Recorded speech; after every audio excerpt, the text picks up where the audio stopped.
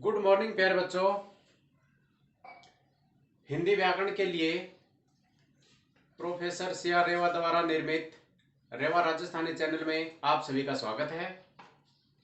मेरा वीडियो अगर आपको अच्छा लगे तो लाइक, सब्सक्राइब और अपने दोस्तों के पास शेयर जरूर करें। हिंदी व्याकरण में आज का हमारा बिंदु है अलंकार। अलंकारों में रूपक अलंकार जो शब्दालंकार है। रूपक जो शब्द है इसका शाब्दिक अर्थ होता है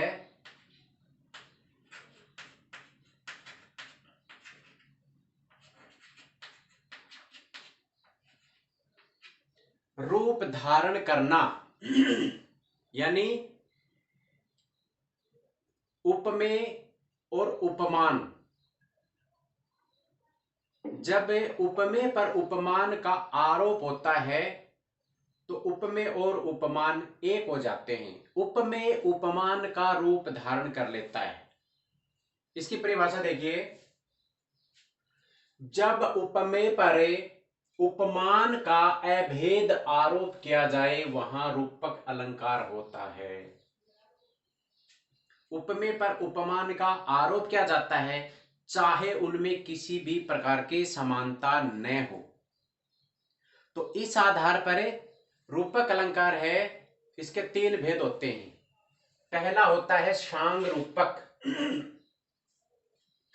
शांग रूपक में उपमेय और उपमान के साथ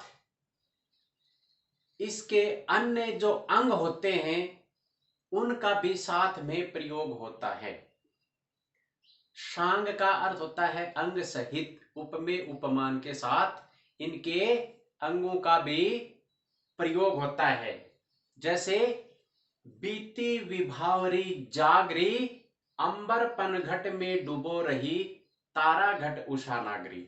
तो इसके अंदर सभी अंग उपमेय और उपमान के साथ हैं। दूसरा है निरंग रूपक।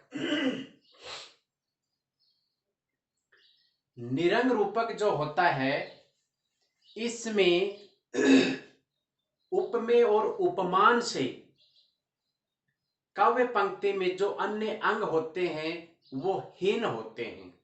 जैसे उदाहरण के तौर पे देखिए, अवधेश के बालक चारि सदा, तुलसी मन मंदिर में विहर।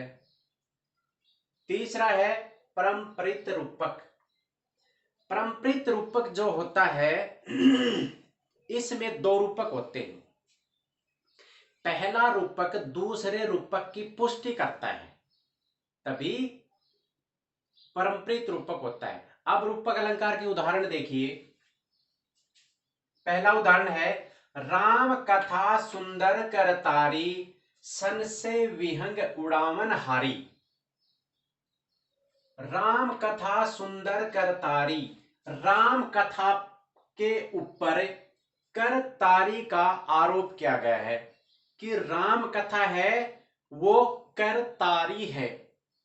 यानी कि राम की जो कथा है वो हाथ से बजने वाली ताली है, और ताली बजती है तो पक्षी उड़ते हैं।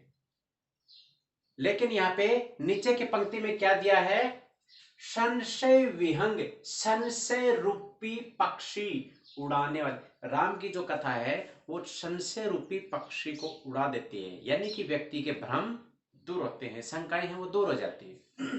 अगला उदाहरण देखिए,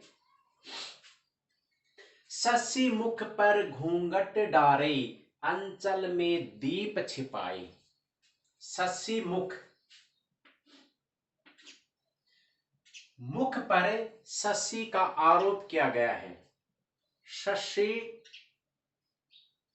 रूपी मुख, यानी कि मुख ने शशि यानी चंद्रमा का रूप धारण कर लिया है। घूंघट यानी कि शशि रूपी मुख पर घूंघट डाले, अंचल यानी कि पर्दा में दीप छिपाए। जिस ऐसे लगता है जैसे पर्दे के अंदर दीपक को छिपा रखा है। अगला उदाहरण, अंबर पनघट में डूबो रही, तारा घट उषा नागरी। अंबर रूपी पनघट, पनघट पे आकाश का आरोप किया गया है। तारा घट, आकाश के जो तारे हैं उनके ऊपर घड़े का आरोप किया गया है।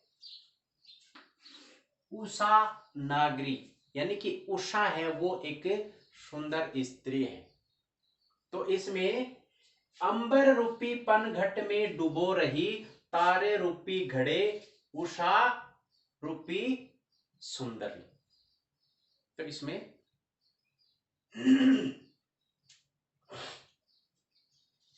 रूपक अलंकार है। अगला उदाहरण देखिए, माया दीपक नर पतंग।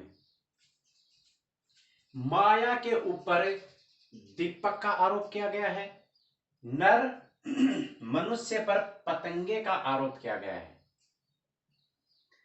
कि माया है वो एक दीपक है और मनुष्य है वो एक पतंगा है। जिस प्रकार पतंगा दीपक से प्रेम करता है और उसके प्रति प्रेम रखते वो उसके अंदर जलकर भस्म हो जाता है, उसी प्रकार मानव है, मनुष्य है, ये माया से प्रेम करता है और अपना पूरा जीवन माया के चक्कर में बर्बाद कर देता है। माया दीपक नर पतंग भ्रमी भ्रमी, यानी कि भ्रमवश एवं पड़ंत, उसमें पड़ता है कि माया हमें सुख देगी, लेकिन माया से सुख नहीं मिलता।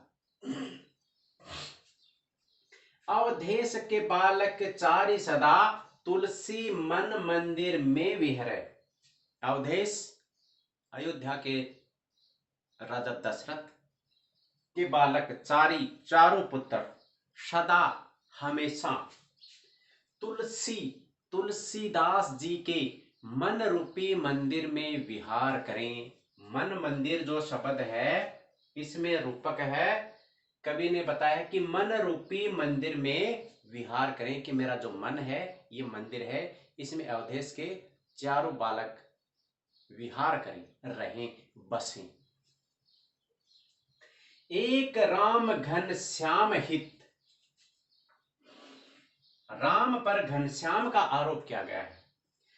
चातक तुलसीदास, कि राम है वह घनश्याम है, यानी कि राम है वो बादल है, घनश्याम का अर्थ यहां पे बादल होगा। चातक पपीहा पक्षी, पपीहा पक्षी कौन है?